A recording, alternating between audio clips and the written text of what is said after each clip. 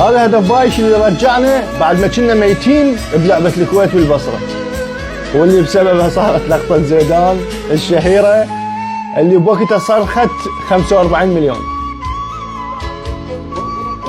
تصفيات هواي مرينا بيها بحالات هدف ايمن ولزمة قلبه بوقتها، رغم انه هو كان بوضعية كلش صعبة، بس ايمن طب وسجل.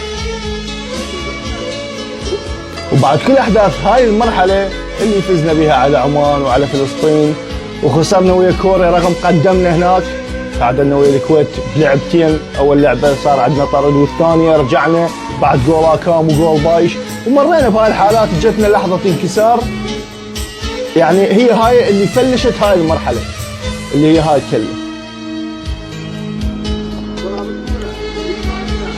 كلة فلسطين، اذتنا الجول الثاني، فلشنا بين قوسين، انتهينا احنا بهاي اللحظة، فقدنا المنتخب. كنا ندور عليه بكل هالسنين من وراء هاي اللعبة اللي ما نعرف بوقتها صار، وبعدها اجى زيدان ورجع المنتخب وجول على اندونيسيا، الجول السينمائي، يعني باليمنى وشوت باليسرى ورجعنا للحياة. لا اكو امل، يلا اجى الامل. وراها باربع ايام جت لعبة السعودية وجت حرة طوقية اللي ما اعرف السماء ما قبلت انه يدخل، ما انه ندخل التاريخ، خلاص اجت لحظة التاريخ، بس سبحان الله يعني هي كانت ما مكتوبة بذيك اللحظة. بعدها اجت لعبة الامارات، لعبة الامارات بالامارات كانت رسالة انه هذا المنتخب لا عرف طريقه وراح يروح يوصل كأس العالم. جول علي الحمادي، الفريق اللي شفناه هناك لا فريق مختلف، هو هذا الفريق اللي هذا حيروح كأس عالم، هذا الفريق هيك هذا اداء حيروح كأس عالم. وراها جت لعبة الامارات بالبصرة، واجى الجول اللي بالبداية علينا وقلنا لا شنو معقول انتهى الحلم؟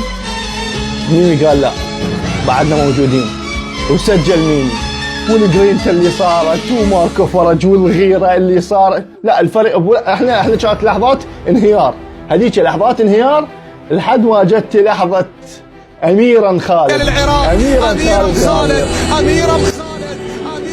سجل امير وصعدنا لهاي المرحلة اللي هسه بيها، اللي بوقتها طب حسين علي وحضن مصطفى سعدون، وهاي المشاعر، هذا روح الفريق، هاي روح الفريق اللي كنا ندور عليها ولقيناها. هذا المنتخب ان شاء الله يصعد ان شاء الله.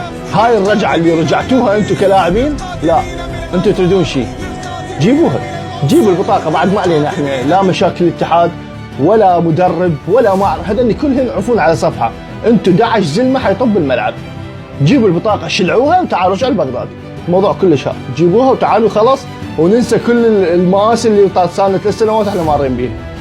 جيبوها والله، جيبوها.